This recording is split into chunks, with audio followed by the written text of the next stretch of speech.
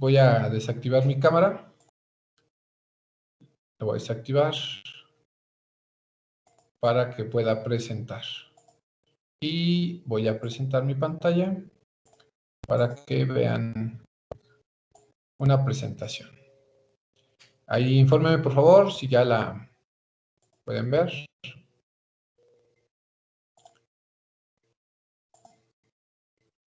Ya, profe. Ya, profe. Y a partir de este momento es que ustedes van a poder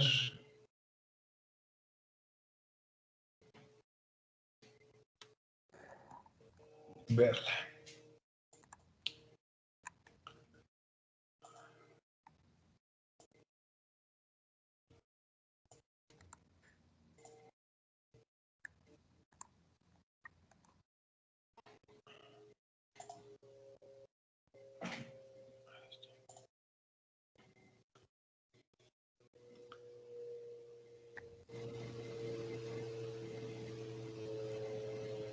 La materia, jóvenes, que vamos a ver es Derecho Civil 2.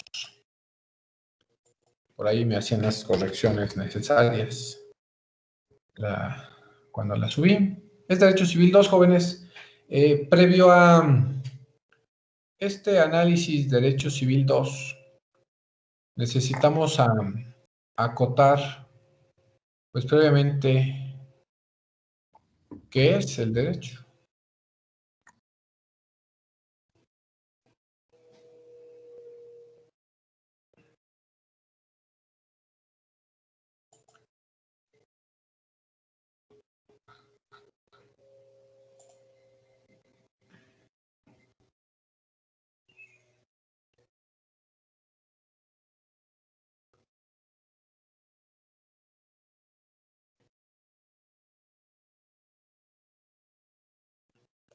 ¿Alguien me puede decir qué es derecho?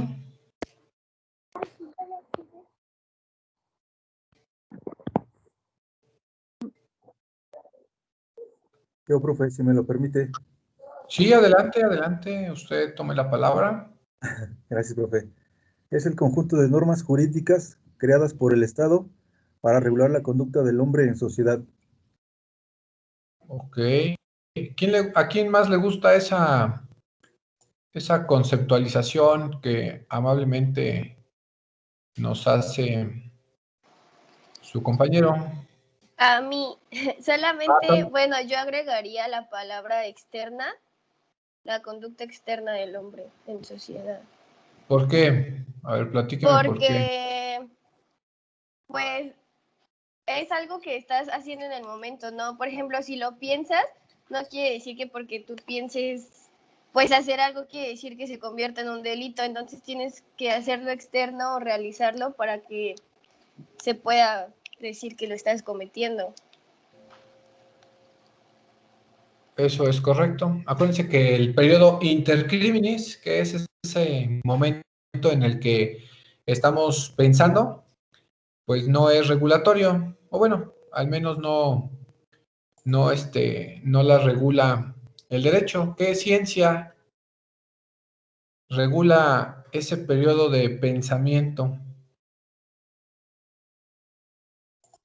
¿Alguien lo recuerda? ¿Cuál, profe? El término ciencia, que al principio iba una ciencia que estudia. No.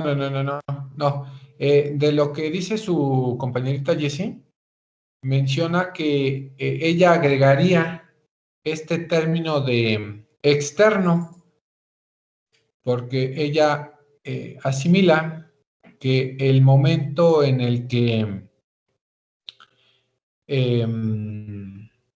se piensa hacer algo, pues no está regulado por la ley. Y sí, es cierto, la ley no regula el que yo piense algo.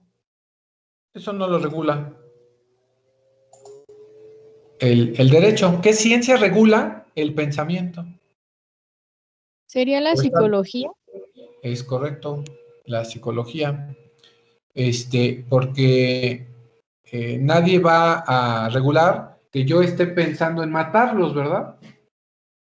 Mientras yo no realice el acto o lo exteriorice, hasta entonces tendría que entrar el derecho. Por eso la definición o el concepto de derecho es en la conducta externa del individuo en sociedad.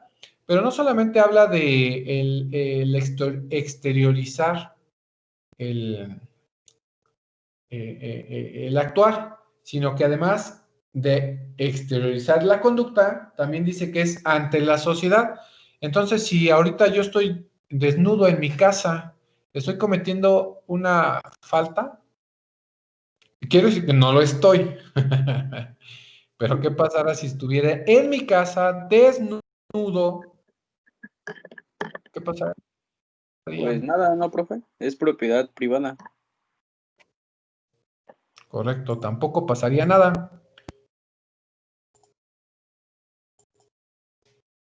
Tampoco pasaría nada porque no estoy dañando a nadie, no estoy dañando a la sociedad como tal.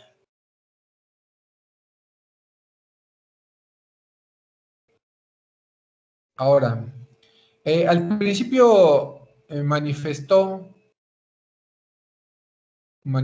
que era un conjunto. ¿Por qué un conjunto?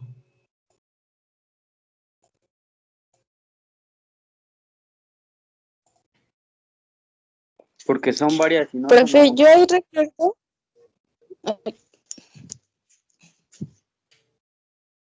Por ahí decía que eran varias normas. ¿Usted ya aquí qué dice? es que yo recuerdo que cuando nos dio en primer cuatri, nos había dicho que no es un conjunto, porque pues no estamos en un conjunto musical, que ahí se dice es un sistema de normas jurídicas. Correcto. Vamos a quitarle esa palabra de conjunto. Muchos tratadistas en el siglo pasado argumentaban que el derecho era un conjunto, pero es que no es un conjunto, es un sistema, ¿sale? El derecho es un sistema de normas jurídicas que regulan la conducta externa del individuo en la sociedad. ¿Por qué un sistema?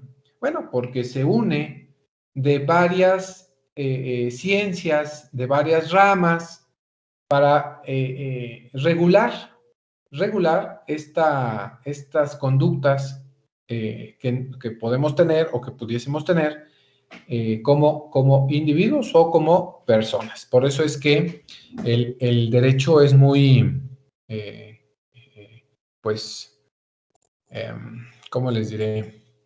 Que está así establecido. Y vamos a establecer una situación. ¿Y por qué es un sistema? Vamos a ver por qué es un sistema.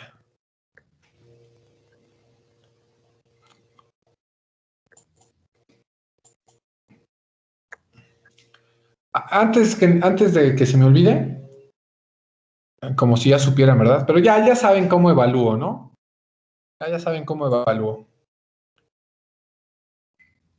Pero bueno, así van a evaluarse. 70% actividades que vaya dejando en clase, en actividades, tareas, cuadros, lo que sea, que participen, todo es parte. Y un examen, acuérdense que son 2 parciales, 30%. Y bueno, vamos a analizar, ya analizamos qué es derecho, pero vamos a ver por qué decimos que el derecho es una ciencia, o perdón, un sistema. Bueno, vamos a analizarlo desde este punto de vista. ¿Saben ustedes cómo está dividido el derecho, verdad? Sí, porque ya lo están viendo. El derecho como ciencia de estudio se va a dividir en dos, primero, así como lo ven en su pantalla, se va a dividir primero en dos áreas. El derecho subjetivo y el derecho objetivo. Esto ya lo habíamos analizado, pero es para retomar un poquito. El derecho subjetivo, pues van a ser nuestros derechos.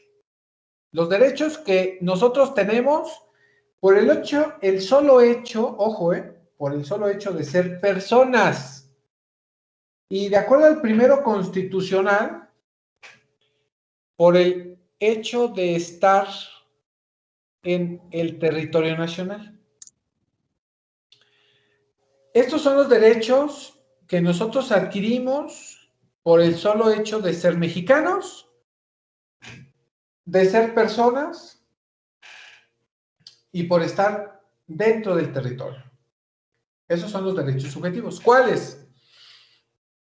Los personales, que tenemos derechos personales, que lo vieron ustedes en la materia anterior, que fue Derecho Civil 1, que no se les debieron de haber olvidado. A ver, coméntenme cuáles son sus derechos personales. Libre tránsito, libertad de expresión, salud, educación.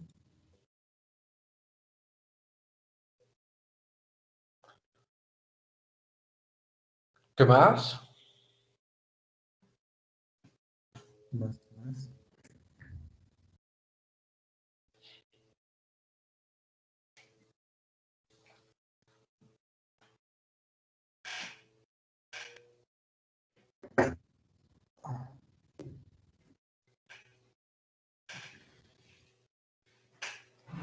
¿Nada más esos derechos personales tienen? Oigan, ¿y qué diferencia tiene con los derechos civiles?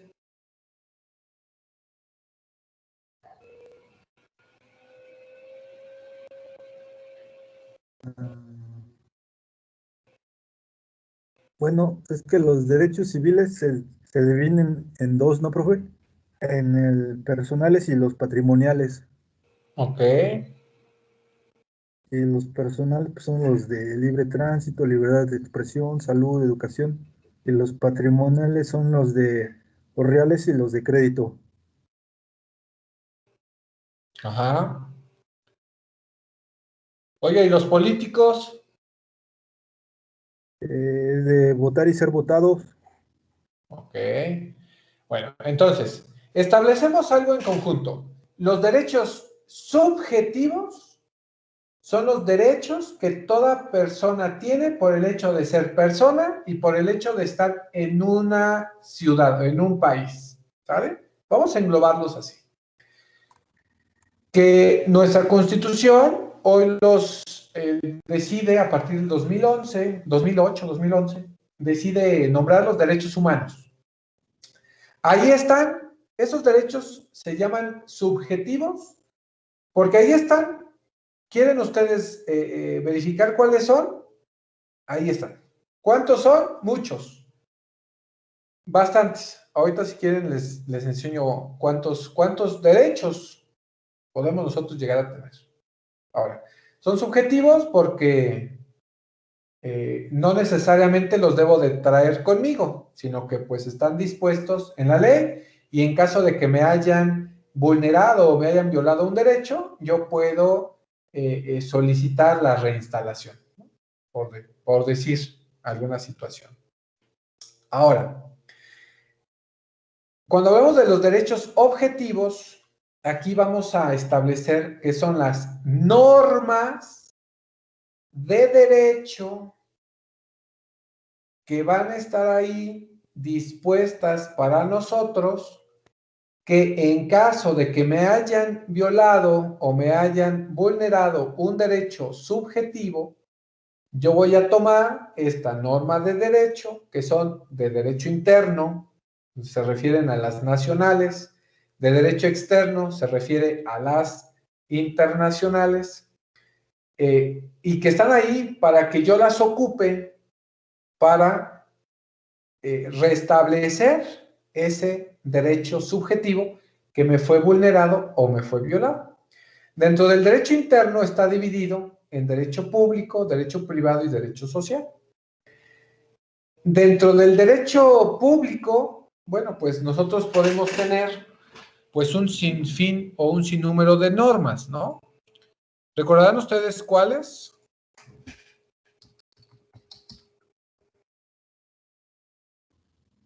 Está el constitucional, el administrativo, el penal, el procesal y social. Procesal, ¿y cuál más? Y de seguridad social, No, ese no es público. ¿no? No.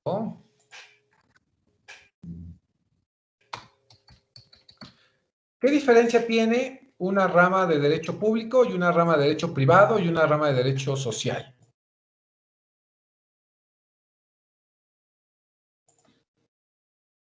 ¿Cuál es la diferencia? ¿Por qué se identifican de esa forma? El derecho El, público es el que lo regula el Estado, ¿no? El privado Exacto. es el Estado con las personas, no, persona y persona, algo así. Sí, correcto. Y el de seguridad social, bueno, el social, o sea, es igual para todas las personas, que es el de seguridad social, el de la salud y eso.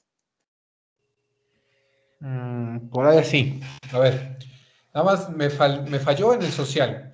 Cuando hablamos de normas de carácter público o de derecho público, son porque el Estado actúa como Estado. ¿Sale? Para regular una controversia, el Estado actúa como Estado, como autoridad. Por eso tenemos el derecho constitucional, el derecho administrativo, el derecho penal, todos los procesales, derecho fiscal, ¿no? Entre algunos otros. Cuando hablamos de derecho privado, es que estas normas regulan a las personas. En sí, ¿cuáles son?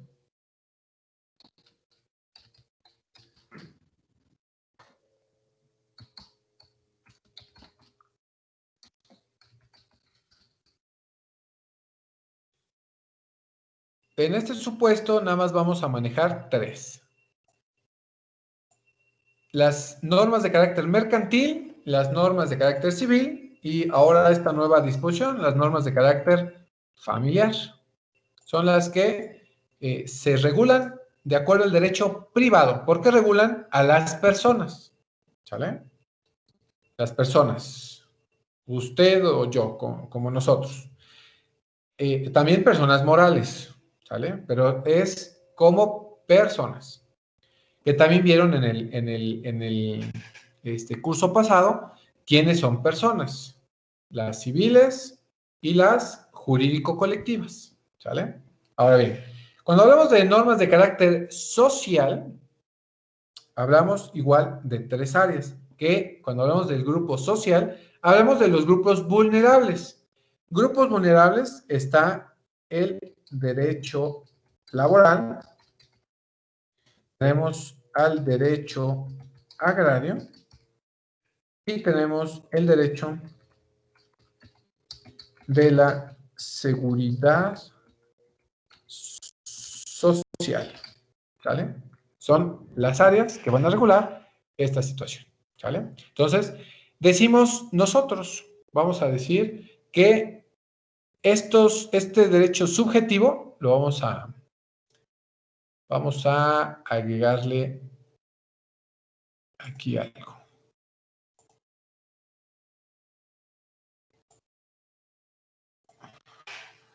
Estos van a ser nuestros derechos humanos. Por nombrarlos de alguna forma. ¿Sale? Y le vamos a poner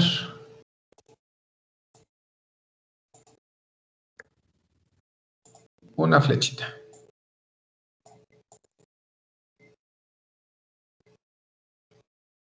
Los vamos a identificar así.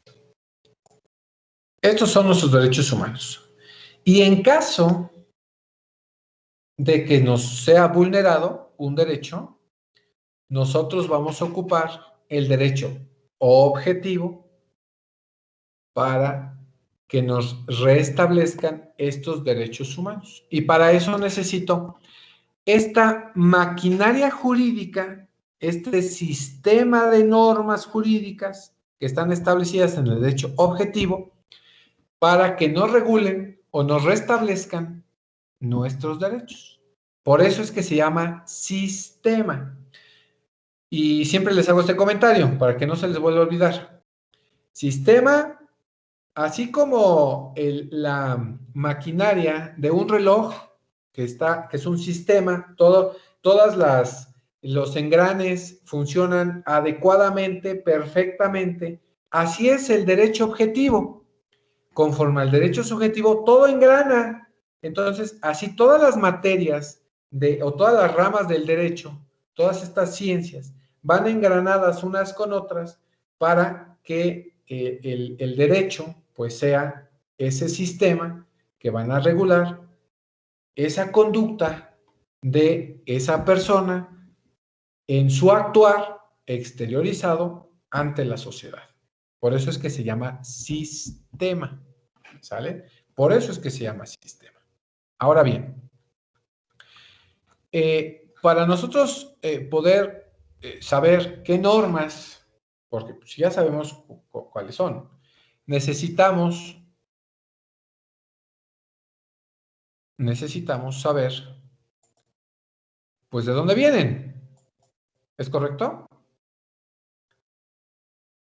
Sí. Correcto. ¿Y de dónde vienen? Bueno, pues vienen de una fuente. ¿Qué es una fuente, jóvenes?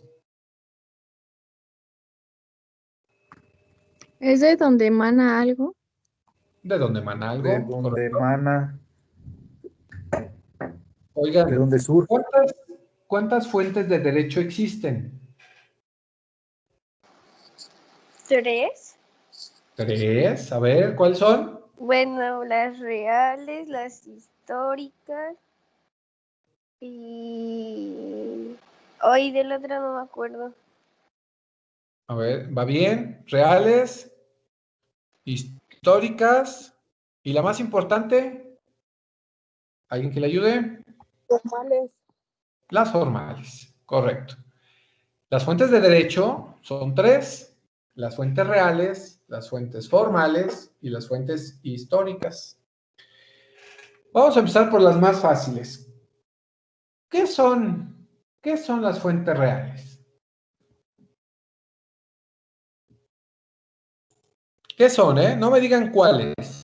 ¿Qué son?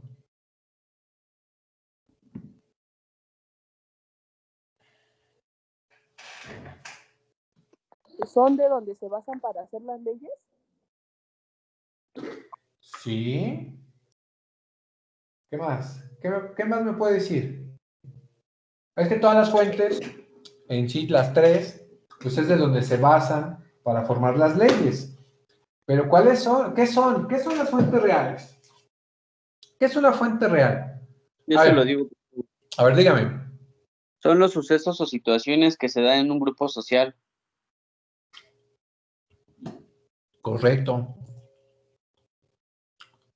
Vamos a decir que las fuentes reales son esos sucesos, acontecimientos que pasan o que tuvieron que pasar en circunstancias X para que hoy se haya regulado para que no vuelva a pasar esa situación, ¿no?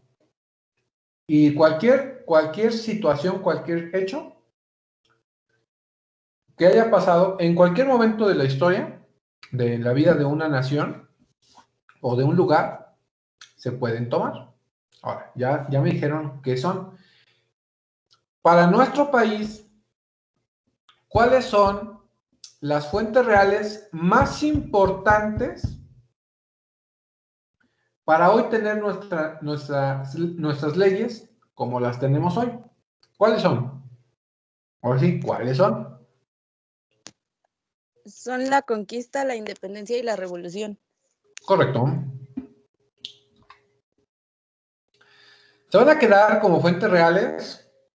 Pues nosotros tuvimos un México prehispánico y tenemos algunas normas por allá, códigos de Nezahualcóyotl, algunas normas en las culturas que nosotros teníamos. Posteriormente viene una conquista, posteriormente viene una independencia y finalmente tenemos una revolución. Pero también tenemos fuentes reales, porque cada uno de los sexenios que ha habido a lo largo de nuestra historia en nuestro país, pues siempre ocurre algo, pasa algo en cada uno de estos sexenios y a través de al presidente en turno se le ocurre modificar la ley. Y así tenemos miles de ejemplos. Y estas son las fuentes reales más importantes, pero tenemos pues muchísimo más. Por ejemplo, una actual que fue de valor importante y que fue de trascendencia importante. La despenalización del aborto en la Ciudad de México hace ya algunos años, en Chihuahua también algunos años, pero este año lo fue en Oaxaca. Oaxaca, un estado que, bueno, pues yo nunca he ido a Oaxaca, pero pues si el Estado de México, que es el Estado de México, que está aquí en la urbe de la ciudad, no aprueba el despenalizar el aborto, porque todavía tenemos culturas pues, muy recatadas. Imagínense, Oaxaca. ¿Ustedes saben cuál fue la fuente real, el motivo, el suceso, la condición por la cual Oaxaca, tuviera como elemento para quitar el delito de aborto?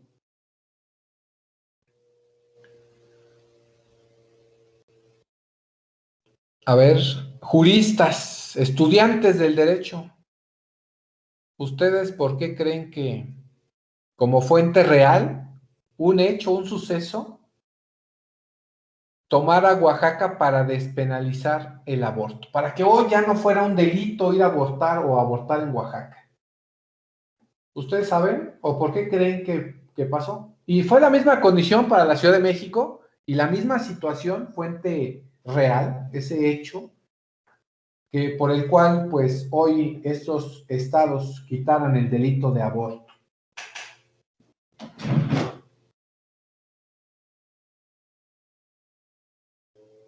O sea, como algunos ejemplos de lo que pudo haber pasado. No, el ejemplo único, bueno, el suceso, el por qué. ¿Por qué creen que se quitó el delito de aborto en estos estados? Y que fue el mismo para los tres. Porque tuvo que pasar un acontecimiento, un suceso. Pues no sé, se me ocurre que las manifestaciones o las muertes que ha existido por abortos clandestinos, no sé, a lo mejor. Ya ve, ya está pensando como toda una jurista. Es correcto. Es correcto, oye, sí. Estos estados determinaron quitar el aborto del delito del tipo penal, de su código penal, porque habían estado teniendo muchas muertes de jovencitas muy jóvenes y que habían quedado embarazadas y que estaban yendo a abortar clandestinamente a no sé qué lugares. O sea, imagínense ustedes Oaxaca. O sea, si en el Estado de México todavía tenemos zonas rurales, imagínense Oaxaca. Pero bueno, se estaba dando un incremento en muertes de jovencitas y que en la investigación se derivaba que estaban embarazadas. Entonces el Congreso local de Oaxaca dijo, a ver. ¿Por qué están muriendo jóvenes embarazadas? Ah, bueno, pues ya en el análisis del estudio, identificaron que se habían practicado un aborto. Y era un aborto clandestino, pues imagínense, era un delito abortar. Entonces, pues lo hacían clandestinamente.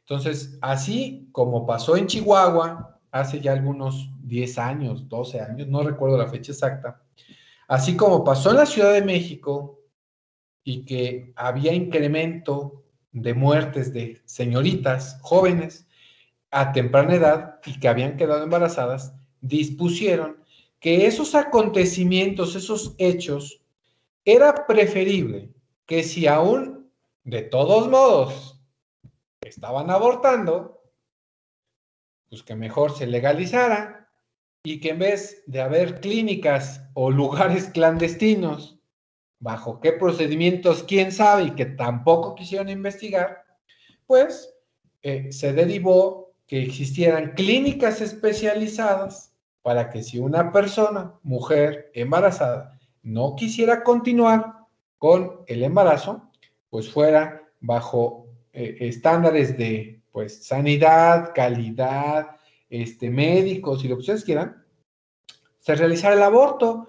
Y pues a partir de que se legalizó y de que ya estaban reguladas estas clínicas, bueno, que antes no eran clínicas, o ya clínicas especializadas, pues si ya existe alguna dificultad, pues ya está una clínica especializada para atenderlas, ¿no? Y no que iban con no sé quién brujo y pues les daban quién sabe qué remedios, que hoy todavía se ocupan, porque les digo que al menos tenemos 3, no sé qué otro estado tenga la legalización, pero todavía en el Estado de México, pues es ilegal. Que hoy es muy fácil, ¿no? Tú no quieres tener, continuar con tu embarazo, vas a la Ciudad de México, a una clínica, le dices quiero abortar, tan, tan, se acabó, bye. Es tan fácil, pero si hoy en el Estado de México lo realizan en el territorio del Estado de México, pues bueno, en el Estado de México es un delito aún, ¿sale? Salvo ahí la autotutela, ¿no? Pero bueno, estas son motivos, circunstancias que tiene que pasar un lugar para que modifique o cree las leyes. Y así es como, pues tenemos muchos ejemplos, ¿no? Muchos. Entre los que pusimos son estos. Ahora bien, vámonos con las fuentes históricas. Primero díganme qué son las fuentes históricas y luego me dicen cuáles son. Las fuentes históricas son todos aquellos documentos antiguos que contienen disposiciones jurídicas que en algún caso sirvieron como inspiración, modelo o simple guía para crear nuevas normas jurídicas. Correctísimo. Son aquellos documentos que en aquel momento estuvieron vigentes o que sirvieron de modelo para estar vigentes. Eso es totalmente correcto. Vámonos a nuestro país. ¿Cuáles son las fuentes históricas que sirvieron en algún momento, fueron utilizadas como derecho positivo, pero que pues dejaron de serlo porque fueron modificándose? A ver, ¿cuáles fueron de las primeras leyes como fuentes históricas? Bueno, si hablamos de las primeras, tenemos el Código de Hammurabi, las leyes de Indias, la novísima española, después fue la novísima, la recopilación de las Indias, la novísima recopilación. ¿Cuáles más?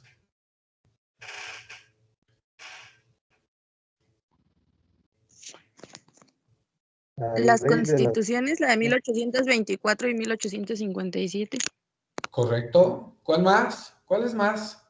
A ver, por allá Balam comentó. ¿De nuestro país o en general, profe?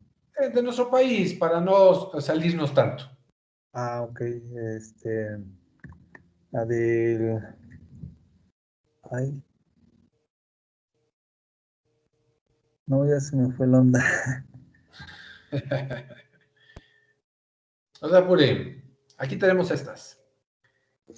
Les saltó por allá la Constitución de Cádiz, que bueno, fue un modelo para tener nuestra Constitución en 1824, ¿no? Voy a poner y me voy a atrever a poner la Constitución de 1917 y la voy a dejar como una fuente histórica, porque si hacemos una comparación de lo que fue nuestra Constitución de 1917, allá con el Congreso Constituyente en Querétaro, que fue la que creó nuestra Constitución y dispuso esas normas de derecho, tal cual como nuestra Carta Magna, pues esa Constitución de 1917 ya no se parece en nada a nuestra Constitución vigente. Porque, y también vamos a dejar todas aquellas reformas que pues con cada sexenio, por eso ponía ya como fuente real, pues que cada sexenio hacía lo que quería. Y para poner algunos ejemplos importantes, por ejemplo, Fox quitó la pena de muerte, ¿no? Fue una importante trascendente en nuestro país. A Peña Nieto le tocó, creo que a Peña Nieto, entre Calderón y Peña Nieto le tocó la modificación de las garantías individuales y que se modificaron a derechos humanos. No recuerdo si le tocó a Calderón en el 2008 o a Peña Nieto en el 2011. No, creo que le tocó a Calderón en el 2008. A Peña Nieto le tocó modificaciones a la Constitución en materia penal, en materia de amparo.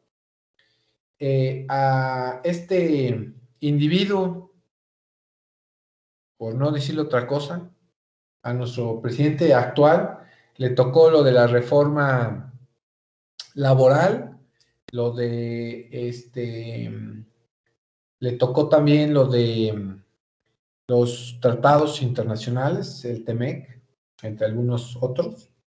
Entonces, todas estas reformas que ha tenido nuestra Constitución, estamos hablando de más de 100 reformas, 120, algo así, y que día a día, y que con cada legislatura hay algo nuevo, ¿no? Por ejemplo, ahorita a nuestro presidente también va a quitar el fuero constitucional a presidentes, o ya lo quitó. Entonces son situaciones que la Constitución de 1917, de más de 103 años, algo así, pues ya también es fuente real, ¿no? Perdón, fuente histórica, porque ya ha ido modificándose para que hoy tengamos una constitución pues actual, vigente, adecuada a nuestro siglo, a nuestros usos y costumbres, ¿no? Esto, así lo vamos a disponer, ¿no? Me estoy atreviendo a ponerla bajo esta idea de que la de 1917 pues ya no se parece en nada, que no se ha modificado porque para poderla modificar necesitaría existir un golpe de Estado, una revolución, una guerra civil, ¿no? Que no creo que sea, aunque todo puede pasar en este sexenio, ¿no? Quién sabe cómo nos vaya, pero bueno, hasta ahí vamos, creo que bien. Ahora, vámonos con las fuentes de derecho formales. Ah, las más importantes. ¿Cuáles son, jóvenes? No, perdón, ¿qué son?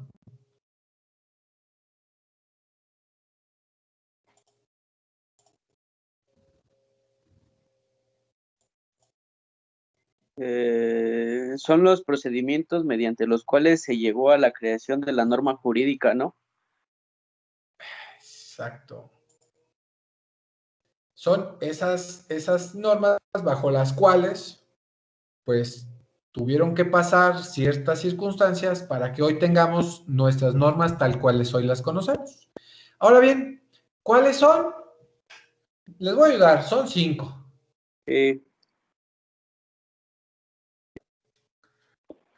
¿Se las digo? Sí. Es la legislación, la costumbre, la jurisprudencia, la doctrina y los principios generales del derecho. Eso también es totalmente correcto. Y también recuerdo que les comenté que estas fuentes formales, pues tenían una razón de ser, ¿no?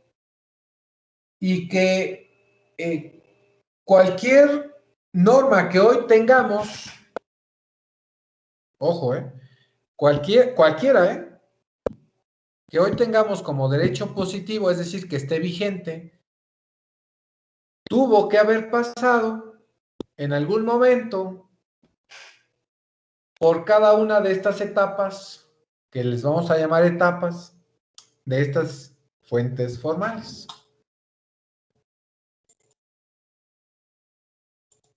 Si las recuerdan, ¿verdad? Sí.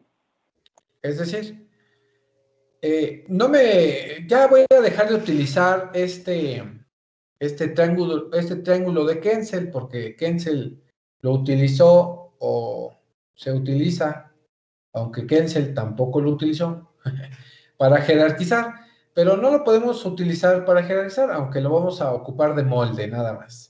Es decir, que una ley que hoy tenemos vigente tuvo que pasar por cada una de estas fuentes formales para que hoy sea considerada una ley como fuente formal.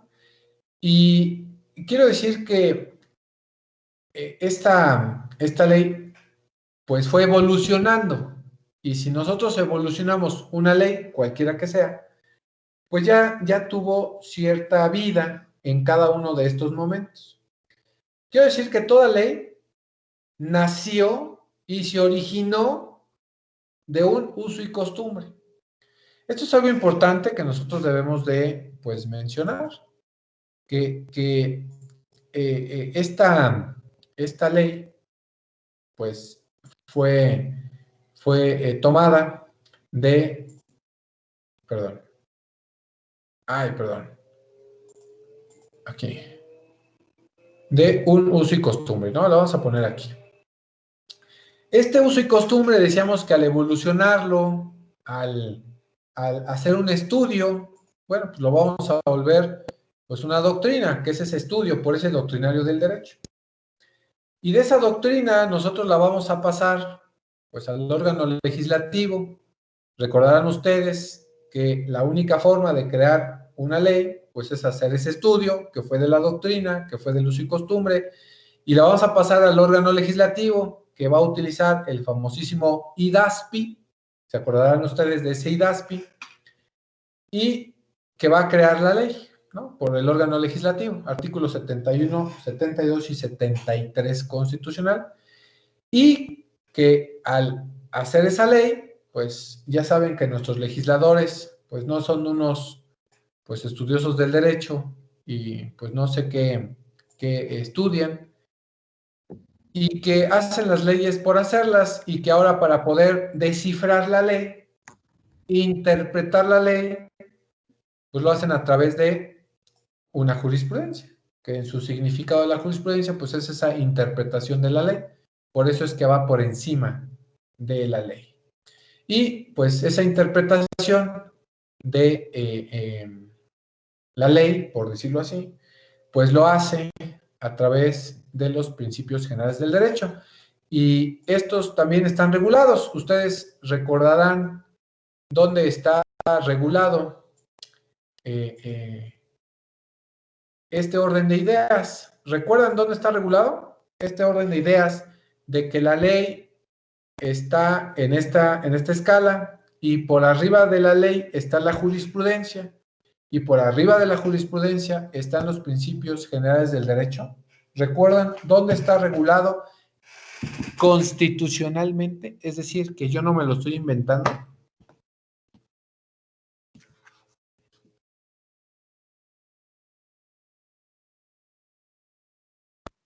¿Es en el artículo 14 de la Constitución? Correcto. ¿Qué dice ese artículo 14, último párrafo constitucional?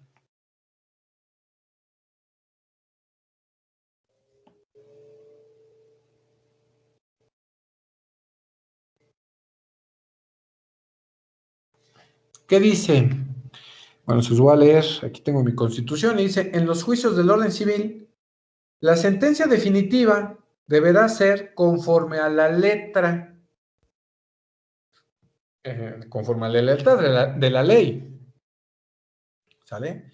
Y dice: o a la interpretación jurídica de la ley. Bueno, pues recuerden que la única forma de interpretar la ley es a través de los órganos regulados, y que esa interpretación pues es la jurisprudencia.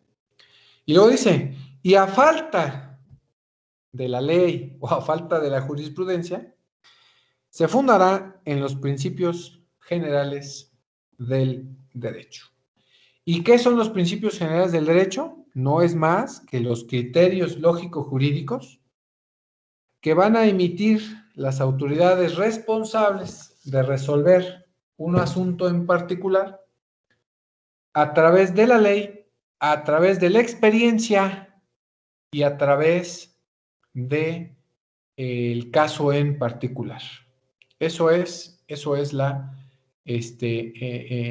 la interpretación de los principios generales del derecho y que sustenta pues lo que es una jurisprudencia, ¿sale? Es eso. Ahora, ya sabemos entonces de dónde se originó el derecho, ya sabemos de dónde nació, ya sabemos cómo se divide, ya sabemos que es un sistema.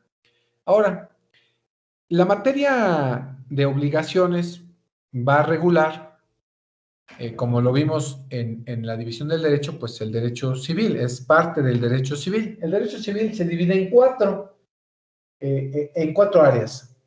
En las consideraciones generales, que son personas, ya saben ustedes cómo se dividen las personas, ¿verdad?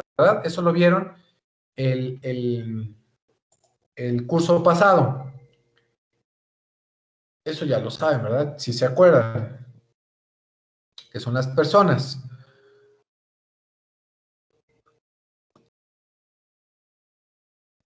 ¿Sí se acuerdan?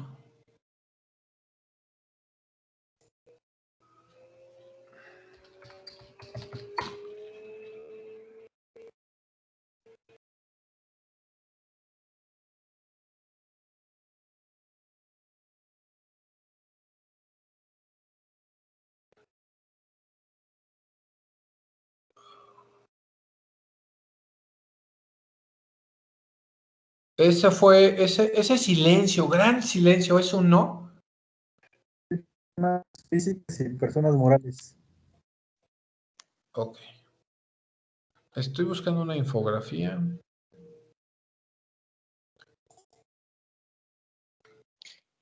Profe, yo tengo como persona física que es el ser humano en lo individual reconocido por el derecho o a través de la personalidad otorgable de ciertos atributos. Ok.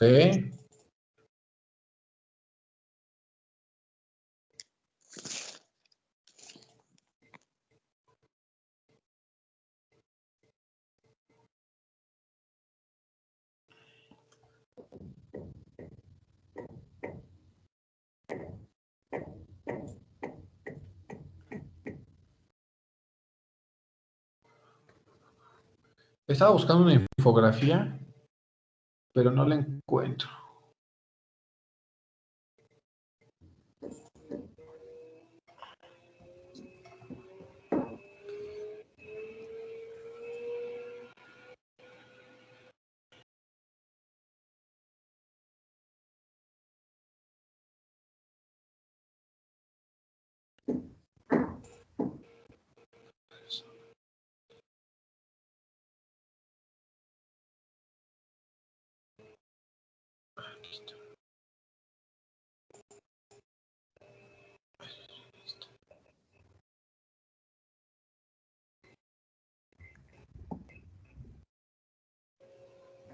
Aquí está.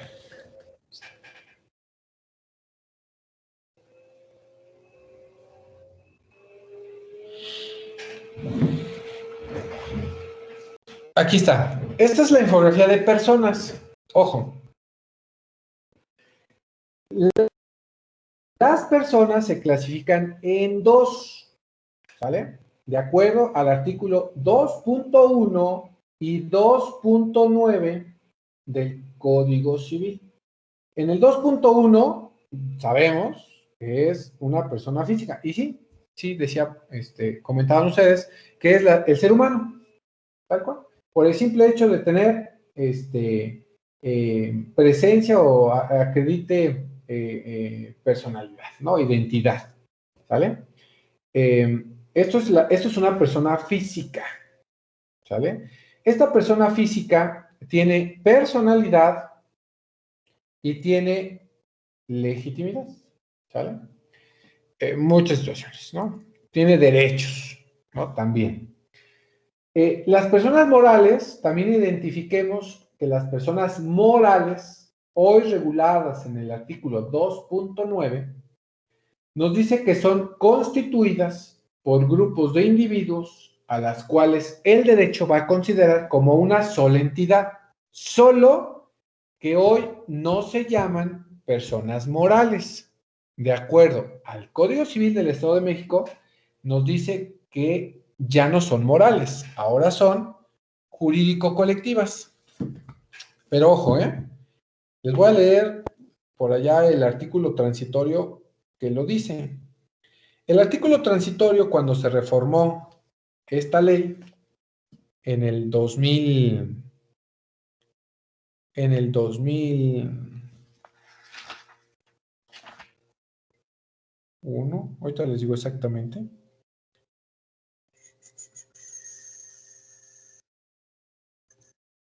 En el 2002, para ser precisos, el 7 de junio del 2002 se reformó este código. Antes estaba vigente el de 1956. Y dice, transitorio cuarto. Cuando en otros ordenamientos se haga mención a personas morales, deberá entenderse a las personas jurídico-colectivas conforme a las disposiciones de este código. Entonces, a partir de el 7 de junio del 2002, a las personas morales, porque todavía nosotros podemos observar que en el Código Fiscal, en el Código Financiero, en el Código Mercantil, en los códigos penales que podemos nosotros observar, que aún dice, es que personas morales, y nosotros, es que ya no son personas morales. No. Lo que pasa es que en esos ordenamientos, pues no ha habido la reforma para cambiarle el nombre. Y a lo mejor nunca la habrá.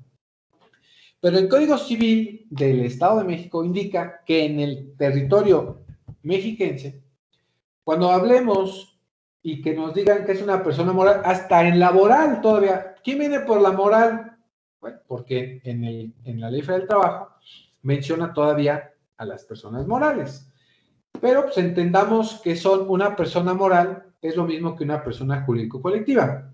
Y bueno, pues son estos organismos que crea el propio Estado y que son grupos de individuos que se consideran una sola entidad.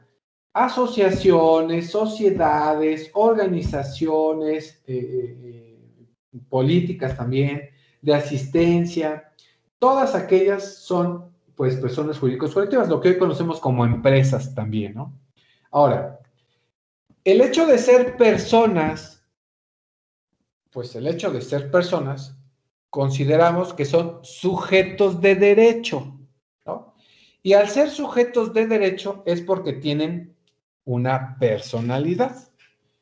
Y al tener esa personalidad nos indica que sí es correcto, tenemos derechos, y muchos, y que son inalienables, imprescriptibles e irrenunciables. Inalienables que no se pueden transferir, no se pueden vender. Imprescriptibles que no se pueden terminar, salvo por la muerte, y a veces ni eso. Y son irrenunciables, es decir, que yo no puedo renunciar a esos derechos. Muchos, ¿no?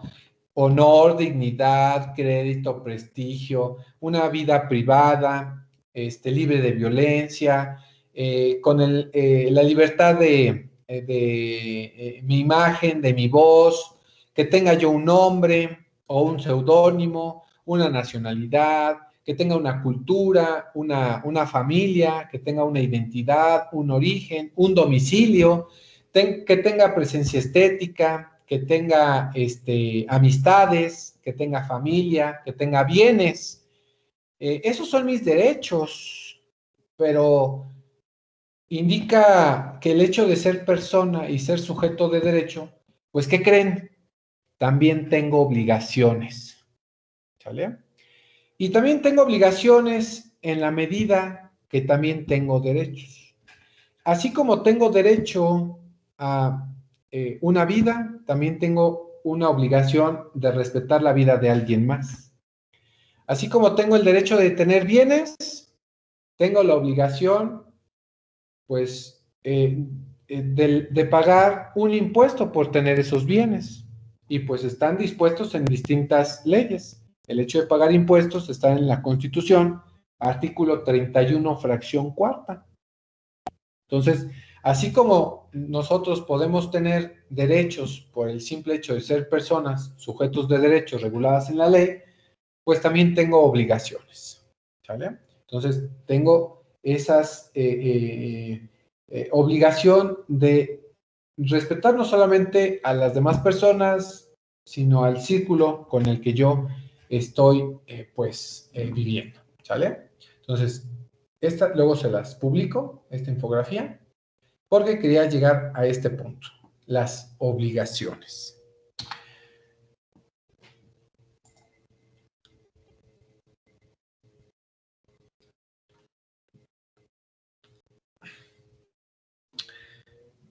¿Cuál es el concepto, jóvenes, de una obligación?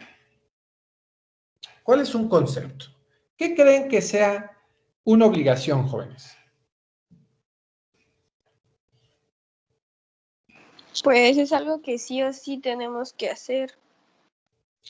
Ok. ¿Qué más?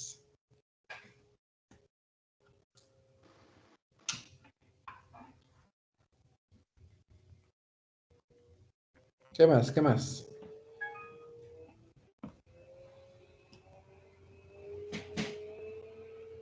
Que no hay opción, se tiene que cumplir.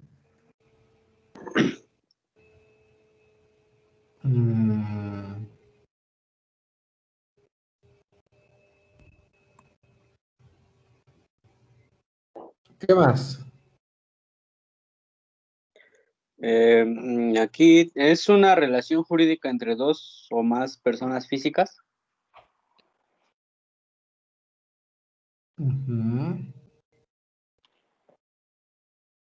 ¿Qué más? ¿Nada más físicas?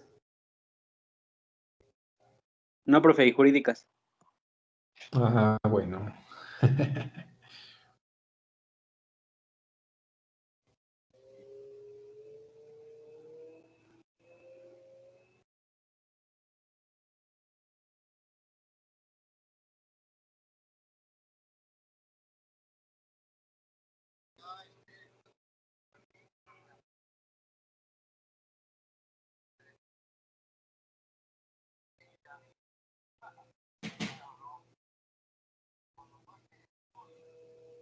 Bueno, vamos a ver cuál es. Perdón, estaba atendiendo un mensaje del profe Moy. La obligación, vamos a entender a la obligación, que es la relación que se establece, entre un acreedor y un deudor con la facultad, el primero, de exigir al segundo, o sea, la facultad del acreedor de exigirle al deudor el cumplimiento de una prestación de dar, hacer o no hacer.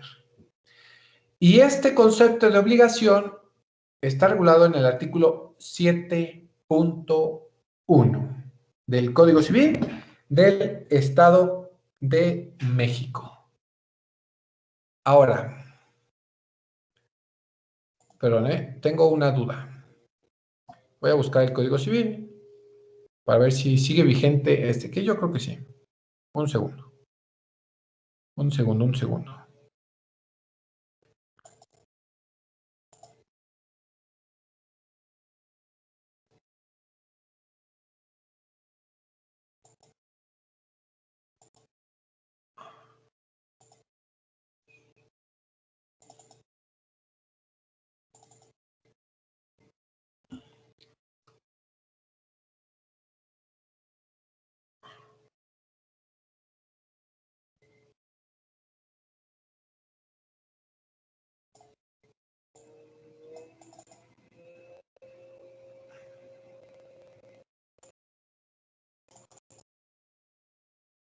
Déjenlo descargo.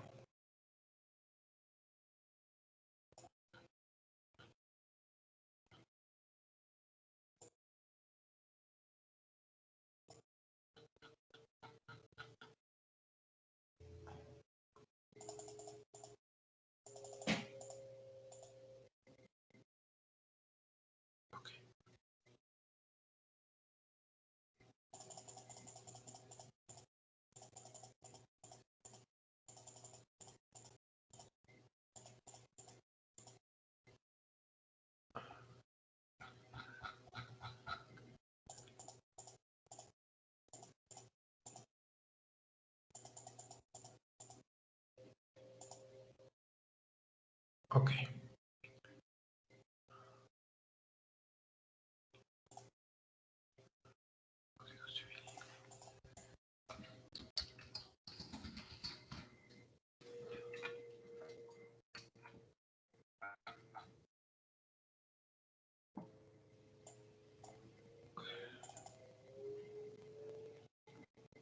Perdón, es que lo tuve que descargar.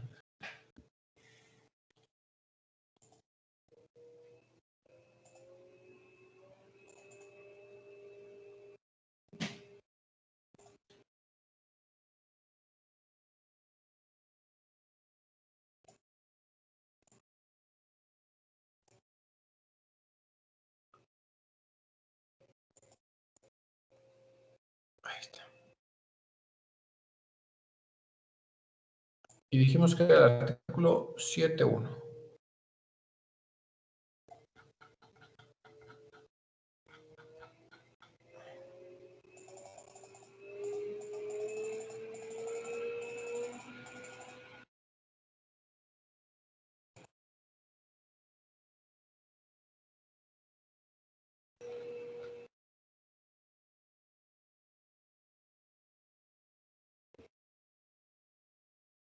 Aquí está, jóvenes. Ahora sí ya. Aquí está, es el libro séptimo, por eso es el artículo 7, de las obligaciones en general, fuente de las obligaciones y concepto de obligación. Obligación es la relación que se establece entre acreedor y deudor con facultad, el primero de exigir al segundo el cumplimiento de una prestación de dar, hacer o no hacer. Este es el concepto que nos marca la ley. La obligación se tuvo que haber generado, por eso es que indica el código o nuestro concepto, que es una relación que se debe de hacer sí o sí, o sea, no hay más, entre la relación que puede existir entre un acreedor y un deudor. El deudor es el que tiene la obligación de hacer algo y puede ser la prestación de dar algo, de hacer algo o no hacer algo. Y es una relación entre un acreedor y un deudor. Si el acreedor es el que tiene que exigir que se le pague, que se le entregue, que no se haga. El deudor es el que tiene que hacerlo, el obligado. ¿Sale?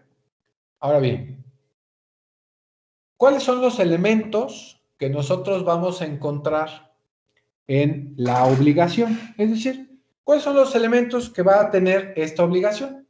Bueno, van a ser 3. ¿Cuáles son los sujetos? ¿Cuál es el objeto de la obligación? ¿Y cuál es esta relación jurídica de la cual se originó? Pues esa obligación, de acuerdo al objeto y en cuanto a los sujetos. Entonces, primero, el sujeto. Bueno, vamos a identificar que sujetos son las personas capaces y aptas para tener derechos y obligaciones. Aquí mi pregunta sería, jóvenes, a ver, ustedes que todos lo saben,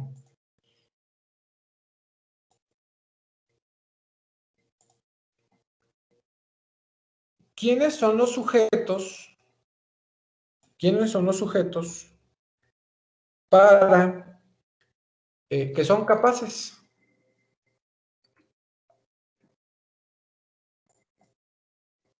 ¿Quiénes son? A ver, platíquenme.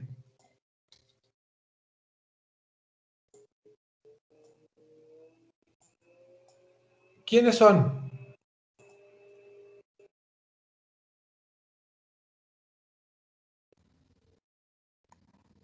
¿Pueden ser las que son mayores de edad? Ok. Entonces, una de las características que vamos a poner aquí, entonces, es la mayoría de edad. ¿Qué más?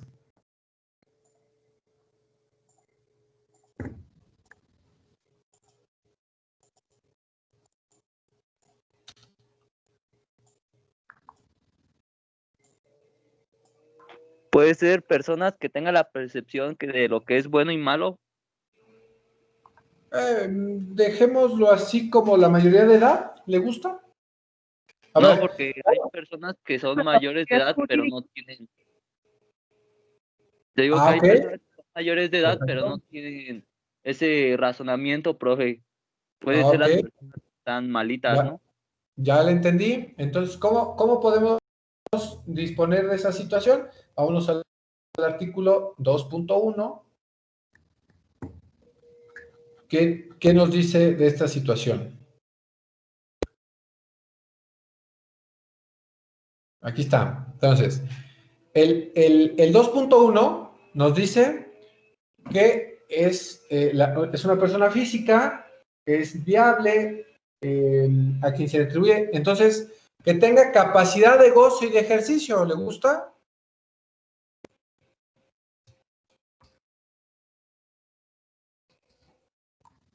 ¿Te parece? Pues sí, suena más o menos bien. A ver, ¿qué significa que tenga capacidad de goce y ejercicio? ¿Qué significa? Pues que lo pueda disfrutar y que también lo pueda ejercer, ¿no?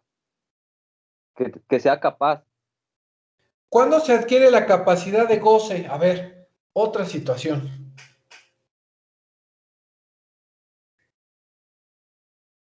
¿Cuándo se atribuye la capacidad de goce? ¿Qué es la capacidad de goce?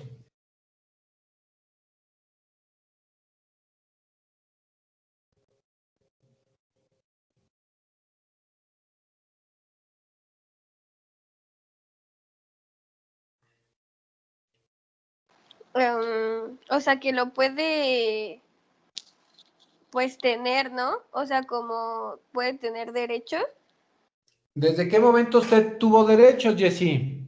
desde que nací. ¿Desde que nació tuvo derechos? ¿Antes no? Bueno, sí, desde que estaba en la panza de mi mamá.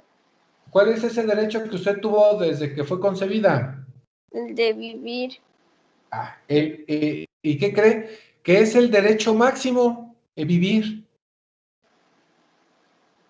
Entonces, la capacidad de goce es que una persona pues tenga derechos y viene pues desde ese momento en que usted es concebido.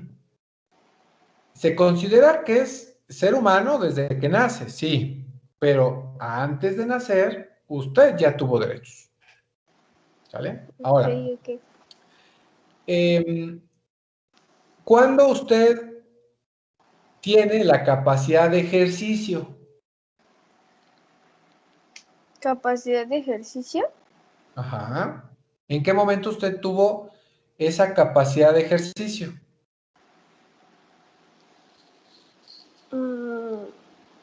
Cuando tuve la mayoría de edad, tal vez. ¿Ok?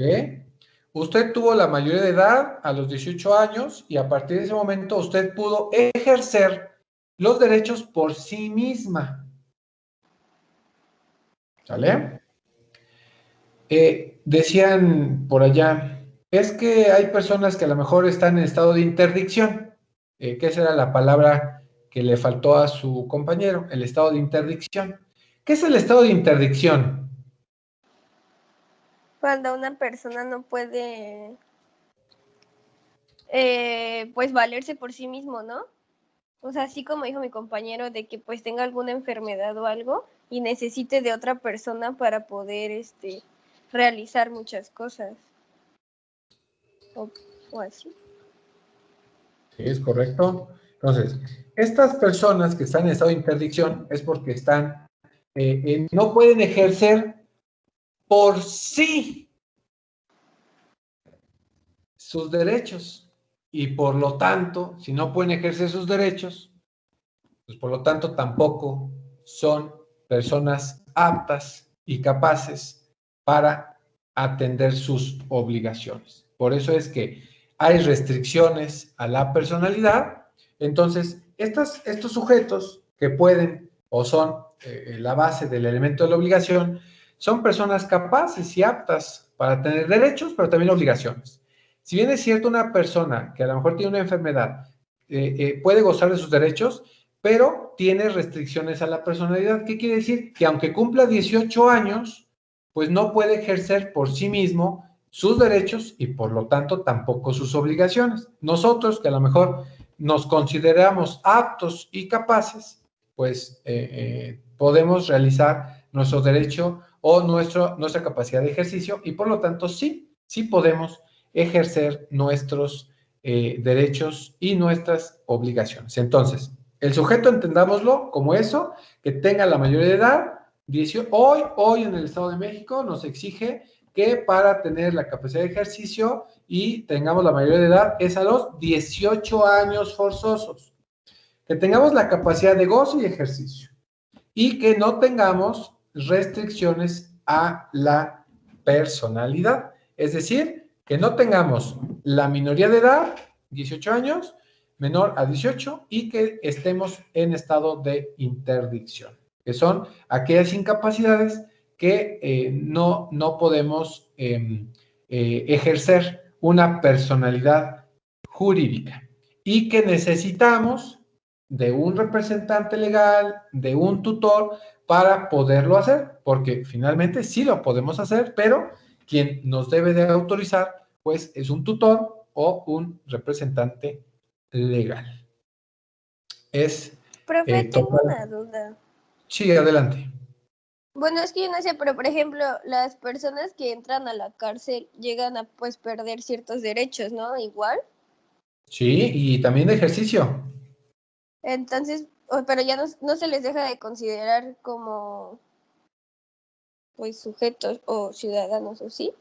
Sí. Lo único que pierde son los políticos, porque imagínense, caes en un delito y cuando te ingresan a la cárcel no puedes perder tus derechos, porque pues aún así tiene derechos a alimentar, a vestir, a la educación, a la vida, tiene derechos, sí, pero pierde algunos y que cuando salga los va a recuperar. Sí pierde el de la libertad, pierde algunos que en la misma sentencia indica cuáles son, pero en cuanto salga los recupera. Los derechos políticos son los primeros que pierden, por eso es que los delincuentes que están recluidos en la cárcel, pues no pueden votar, sino imagínense. Y cuando salen, ya pueden volver a votar, pero tienen que hacer un trámite para que se les restablezcan esos derechos que ha perdido por el hecho de estar internado en un centro preventivo. ¿Pero tiene todavía el de ser votado? O sea, de que sí puedan votar por él en algún futuro. No, ¿sí? No, porque uno de los requisitos que Es te no piden tener para ser antecedentes. votado es que no hayas tenido una sentencia ejecutoriada en la que hayas sido culpable. Ok. Uno de los requisitos para ser candidato es ese. A ver, cuando llegas al INE, te dice, uno de los requisitos es que me traigas tu carta de antecedentes no penales, en el cual indique que no hayas estado en la cárcel o hayas tenido o hayas cumplido una sentencia en la cual te declararon culpable por delito doloso. Por delito culposo, sí puedes ser.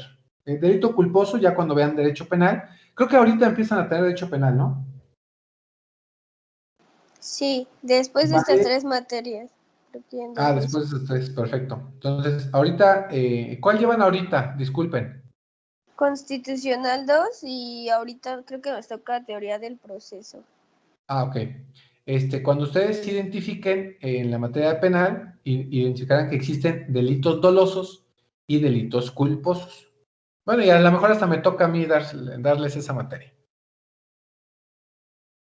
Los delitos dolosos es cuando llevas la intención y los delitos culposos es cuando no llevabas la intención de matar a nadie, pero aún así, pues sucedió un acto que se considera delito y fuiste sentenciado por ese delito culposo, porque finalmente es un delito.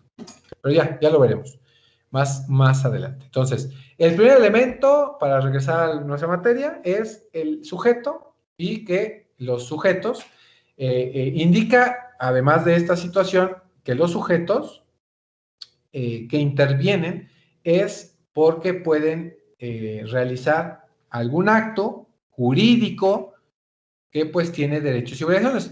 Por eso es que, derivado de alguna reforma que hubo en algún momento en el 2008, si no mal recuerdo, recordarán ustedes cuando en la materia anterior vieron ustedes la materia de matrimonio. Bueno, antes las personas se podían contraer matrimonio, la mujer 16 y el hombre 14. Hoy con esa reforma, no recuerdo si fue en el 2011, que indicó que únicamente podían contraer matrimonio los mayores de 18 años.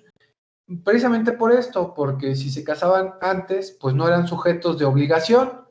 Entonces, pues ya el papá se desobligaba de mantener el esposo a la esposa o al esposo a los hijos, porque pues como no eran mayores o no podían estar sujetos a obligaciones, pues imagínense, ¿no? Entonces, por eso ahora indica que la edad mínima para contraer matrimonio para hombre y mujer es de 18 años, precisamente por este tema de las obligaciones, porque ahí se excusaban, pues, de que como eran menores, pues no tenían obligaciones. Entonces, para evitar eso, pues hoy únicamente pueden contraer matrimonio los mayores de edad, y en caso de los menores, pues debe de haber ahí el apoyo de los padres. Aún se puede llegar a dar. Bueno. El segundo elemento va a ser el objeto. El objeto no es otra cosa más lo que el deudor debe de dar, hacer o no hacer. En otras palabras, es el contenido de la conducta del deudor. Es decir, el deudor se está obligando a dar algo, ¿no? A entregar algo. Cuando tiene que hacer un pago o regresar un objeto, un bien que haya solicitado. Hacer es de realizar. Por ejemplo, nosotros los abogados, cuando firmamos un contrato de prestación de servicios, o un contador, o un administrador, o una persona, tiene la obligación de hacer algo, o en su momento de no hacer, o de no continuar haciendo. Puede ser una obligación de que no te acerques a una cierta distancia a una persona, o de no seguir construyendo una propiedad por algún tema de prevención en caso de justificación de derecho, o porque la obra sea peligrosa, ¿no? Es una situación. Ese es el objeto. Y el último es la relación jurídica, es decir, que es el vínculo que debe de existir, es el vínculo ideal que va a atar al deudor respecto de su acreedor. Estos se hallan unidos por esa liga imaginaria.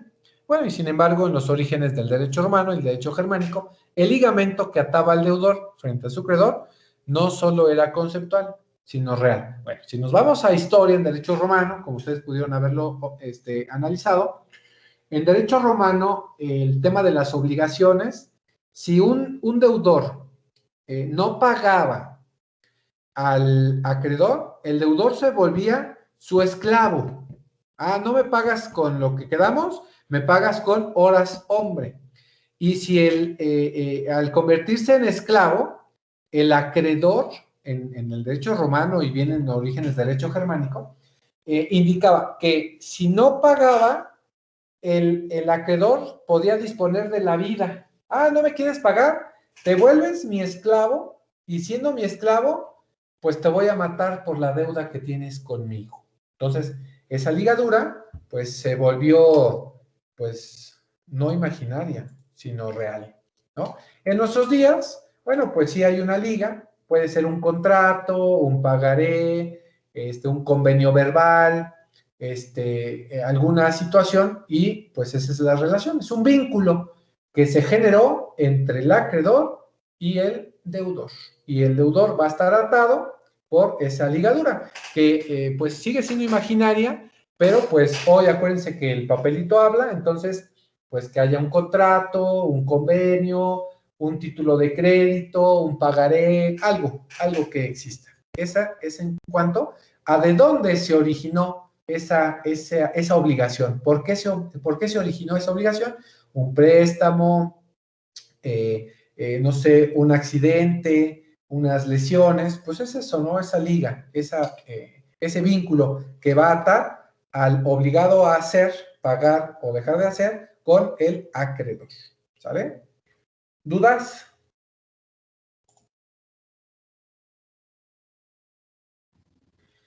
No, ninguna. No, profe. Vale. No se me pierdan, ¿eh? Si hay dudas, es momento. Abren su micrófono y hablen, por favor. Vámonos con el efecto de las obligaciones entre las partes con terceros.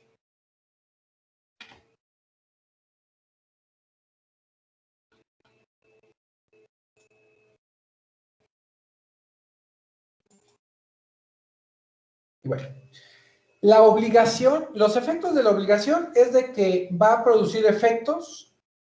Esta obligación de hacer, dar o dejar de hacer respecto a terceras personas que no forman parte a tal relación y viene siendo en algunas situaciones. Nos habla de 4 casos específicos, la relación o estos efectos que tiene la obligación entre las partes, pero con terceros, o sea, con terceras personas o con terceras situaciones. Son 4. Vamos a ver cada una de ellas. Primero, vamos a ver la simulación.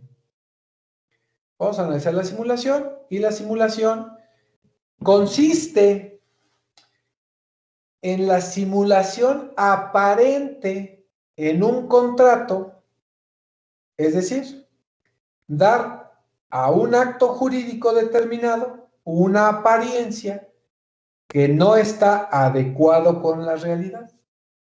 Y existen de 2 tipos. ¿Qué es la simulación, jóvenes? Es aparecer algo que no lo era, pensando que sí lo es. Y esto lo vemos mucho entre familia. Ya le cedimos, por ejemplo, ya le cedimos la propiedad a alguien gratuitamente, lo que denominamos la famosísima herencia en vida. Ya lo heredamos, le donamos y oye, pero para poder formalizar, vamos a firmar un contrato de compraventa, ¿sí? Que me vendiste en 100,000 pesos, tú me entregaste la cantidad, yo te la regresé, sin ningún problema. En esta situación, pues se simula algo, un contrato, cuando en realidad nunca lo hubo y fue por otra situación. Un contrato de compraventa, pues existe la relación, ya cuando vean contratos, entre lo que se dio, que fue un bien, y lo que se recibió, que fue un pago. Entonces, es una apariencia que no está de acuerdo con lo que realmente pasó, pero pues así lo llevamos a cabo. Esta simulación, para nosotros nos funciona mucho los abogados, ¿sale? Dicen, no, pues hazlo por una simulación, ¿no? Bueno, esta simulación existen de 2 tipos. Hay una simulación absoluta, una simulación relativa. Decimos que hay una simulación absoluta. Dice, el acto simulado no tiene nada de real. Ejemplo, una venta simulada de bienes que hace una persona a fin de evitar el pago a sus acreedores y escapar de una ejecución forzada. Bueno, aquí, en esta simulación o ejemplo de una simulación absoluta es que el deudor debe una cierta cantidad y que la única forma en que esta persona puede pagar es de embargarle un bien, embargarle su coche, embargarle su casa. Entonces este deudor, pues como hace una simulación, dice, oye, te voy a simular que te voy a vender este bien y pues lo vas a poner a tu nombre y cuando vengan a reclamar vas a decir que es tuyo, ¿sale? Esto es una simulación absoluta. Se está haciendo una venta simulada y como dijimos queda con relación a terceros, bueno, pues viene un tercero, le haces una simulación y afecta a una obligación que este deudor tenía. Esto es en cuanto a una simulación absoluta. En una simulación relativa, pues dice que aquí el acto jurídico se da en una apariencia que siendo falsa, oculta su naturaleza. La obligación aparente de un contrato de compraventa, cuando en realidad es una donación. Lo que comenté en el ejemplo, el primer ejemplo que habla de la simulación, en ese caso, sí, es una simulación, pero es relativa. Efectivamente, sí se dio la transmisión de la propiedad, pero no se dio conforme a derecho. ¿Por qué? Bueno, normalmente se identifica una simulación porque en una donación se va a identificar que la donación es gratuita, es decir, la donación no hay pago. Y en una compraventa sí, en una compraventa se tiene que pagar un impuesto por adquisición de bienes. Entonces, como hay una transacción económica, se tiene que pagar un impuesto. Entonces, ¿qué hacemos? Ay, pues haz una donación. Pero ojo, cuando ustedes quieran escriturar una donación, les va a salir más cara. Más bien, yo hago lo contrario. En vez de una donación, que es el contrato original, yo hago una compra-venta, obviamente también lo simulo, porque es con un precio menor, ¿no? Recuerden, si ustedes quieren hacer como abogados, bueno, esta clase debiese ser de truquitos 1 y 2, o de evasión de fisco, no de obligaciones. Si ustedes quieren evadir el fisco, nunca hagan una donación, porque cuando ustedes quieran escriturar, la donación en fisco o en impuestos le va a salir más cara. Al revés, hagan un contrato, pero hagan dos. Uno, que sea el contrato real, donde se establezca que se va a pagar ciertas modalidades en cierto pago, el monto original, y hagan un contrato simulado, donde se establezca que el contrato de compra-venta se hizo pues, por 100 pesos. Que bueno, hoy ya no lo permite la ley, pongan 100,000. En vez de 1,000,000, pues hagan un contrato simulado de 100,000 pesos donde pues no se pague tantos impuestos. Entonces, aquí esta, no sé, simulación relativa, sí se lleva a cabo, pero no conforme a lo que es. En este caso, pues el tercero sale perjudicado, que es el fisco. A diferencia de una absoluta, en esta relativa, el acto real, pero oculta algo que es de fondo. No será nulo, pero puede revertirse los efectos jurídicos y puede reproducir alguna consecuencia jurídica, como la nulidad, pues relativa, ¿sale? Es exactamente lo mismo. ¿Dudas?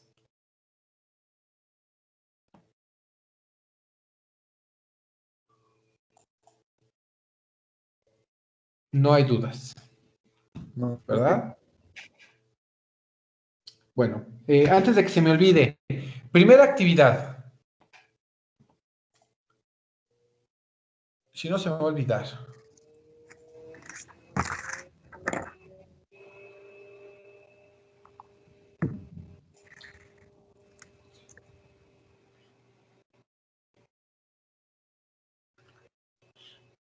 sí, profe. Me van a realizar Realizar.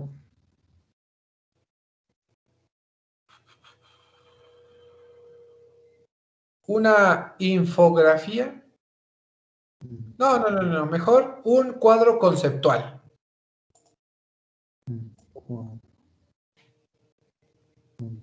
actual, ¿sí? De hechos y actos jurídicos. Y actos jurídicos.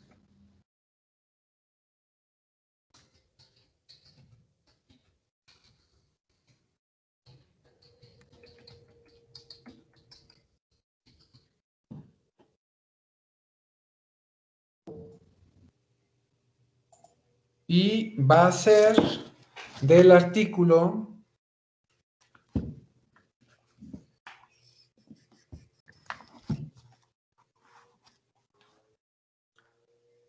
7.4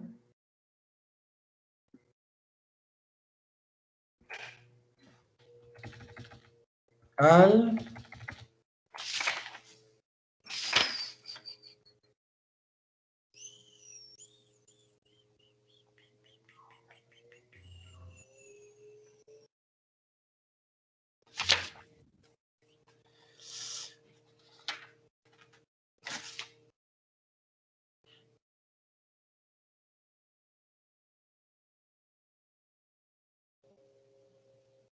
7.72.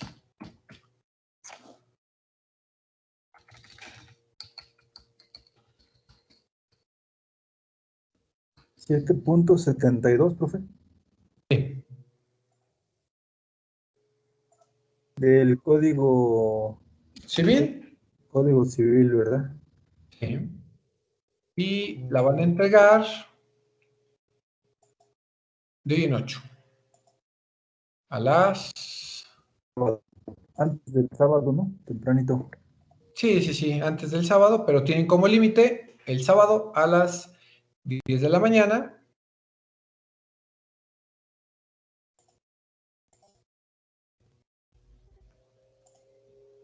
¿Sale? Es su primer tarea. Ahí está. Ya quedó asignada. Porque si no se me va a olvidar y no. Prefiero de una vez. Ahí está. Para que de hoy en 8 veamos las fuentes de las obligaciones. Entonces, ya tenemos estos efectos. Vamos a ver el siguiente. Ya casi acaba la clase. Bueno, les voy a dar 10 minutos para que vean que soy buena onda. Entonces, ¿dejamos hasta aquí la clase del día de hoy, jóvenes? Sí, profe. Detengo grabación para que la puedan ver cuando ustedes gusten.